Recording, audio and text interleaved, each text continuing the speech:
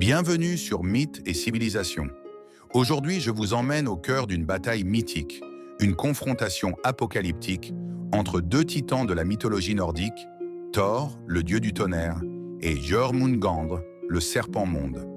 Une lutte prophétisée depuis des siècles, un affrontement qui marquera la fin du monde tel que les dieux le connaissent, le Ragnarök. Préparez-vous à plonger dans une histoire de puissance, de vengeance et de destinée. Partie 1. Présentation des protagonistes. Commençons par les forces en présence. Thor, fils d'Odin et de la déesse Jord, est le dieu du tonnerre, du ciel et de la guerre. Il est l'un des dieux les plus puissants d'Asgard.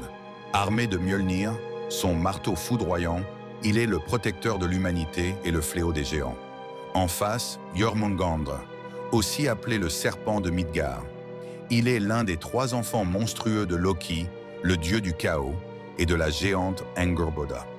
Selon les récits, Jörmungandr fut jeté dans l'océan qui entoure Midgard, et il grandit tant qu'il finit par encercler le monde entier, se mordant la queue. Les deux se haïssent. Leur rivalité est l'une des plus marquantes de la mythologie nordique. Mais pourquoi? Partie 2. Les premières confrontations. Narrateur. Bien avant le Ragnarök, Thor et Jörmungandr se sont déjà affrontés. L'histoire la plus célèbre est celle de la pêche de Thor. Thor, déguisé, part avec le géant Ymir en mer. Il utilise une tête de bœuf comme appât. Soudain, la ligne se tend violemment. Thor tire, et c'est là qu'il voit émerger Jörmungandr. La mer se déchaîne. Thor saisit Mjolnir et s'apprête à frapper. Mais Ymir, terrifié, coupe la ligne, et le serpent replonge dans les profondeurs. Cette rencontre est un prélude. Les deux savent qu'ils se reverront, et pas pour discuter. Partie 3. Le Ragnarök, contexte et prophétie. Le Ragnarök, c'est la fin du monde dans la mythologie nordique. Une série de catastrophes, tremblements de terre, tempêtes, la mort des dieux, et une bataille finale entre les forces du chaos et celles de l'ordre. Tout commence par la mort de Baldur, le fils d'Odin. Ensuite, les chaînes de Loki sont brisées, les géants de glace envahissent le monde, et Jörmungandr sort des océans, crachant son poison mortel sur terre et mer. Les dieux se préparent.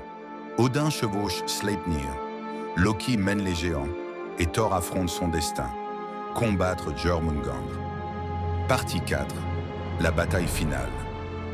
Thor aperçoit la silhouette immense de Jörmungandr, enroulée autour du champ de bataille. Le serpent ouvre sa gueule gigantesque, le venin coule de ses crocs. Thor fonce, brandit Mjolnir, et frappe avec toute la fureur des cieux. Le serpent réplique, crache du poison, mord, enserre le dieu. La lutte est titanesque. Le sol tremble, le ciel se fissure. Finalement, Thor frappe un coup si puissant qu'il tue Jörmungandr.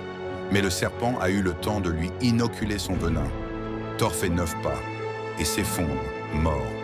La prophétie s'accomplit. Le dieu du tonnerre meurt en vainqueur, mais meurt tout de même. L'après-Ragnarök. Après la bataille, la quasi-totalité des dieux périssent. Odin, Loki, Heimdall, Freyr, tous tombent. Mais la fin n'est pas définitive. Selon certains récits, un nouveau monde émerge. Verdoyant, paisible.